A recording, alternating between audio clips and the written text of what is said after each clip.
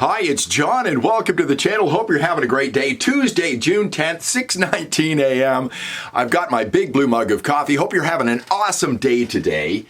And thank you very much for being here. I've hit 32,000 subscribers. Thanks so much if you have subscribed. If you haven't, please click on subscribe. So I do not want this to be a long video today. I promise it's going to be a short one, but I think this is an interesting one. I'm wondering if Danielle Smith is finally starting to see the writing on the wall when it comes to the Carney government. I've seen it all along. You've seen it all along. We've seen all the clips of how he has been against oil and gas, and he's been Mr. Net Zero, and he's slowly revealing himself to be that person. We're seeing more and more ways to justify not pumping oil and gas out of Alberta. Is Danielle Smith finally catching on?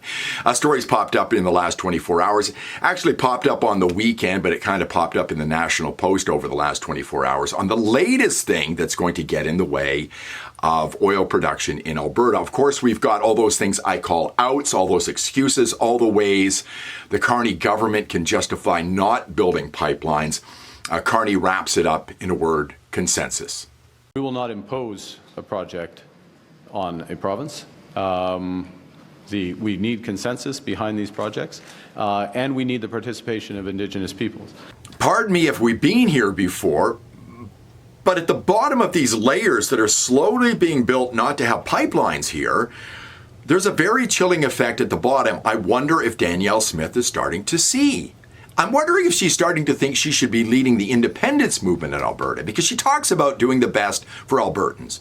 She has Albertans' best interests in mind, and our best interests are not going to be served by Mark Carney and the Liberal government. She's got to see it.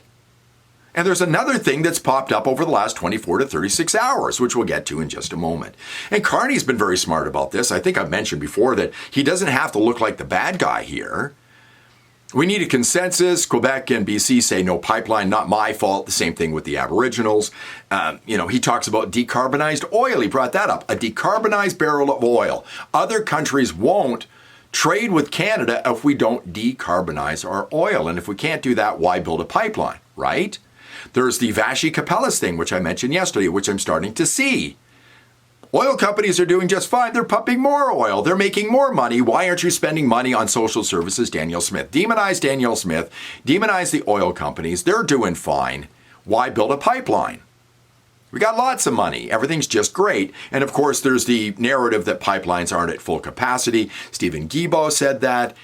And so did David Eby, the Premier of British Columbia, and there's a reason for that. Danielle Smith wants to pump twice as much oil. And then there's this one as well that popped up. Danielle Smith feuds with Guilbeault over his plans for Canada's national parks. And I remember when I read that he'd be in charge of national parks, I thought this a month ago, 5 weeks ago.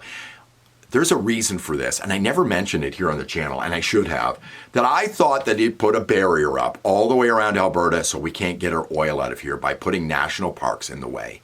And I think that's what they're doing now. But the real thing here is the chilling effect this has and the economic uncertainty there is when it comes to oil and gas companies. Would you invest in an oil pipeline right now, seeing all these layers being built like I'm seeing, that you're probably seeing, that Danielle Smith is definitely seeing? I wouldn't be.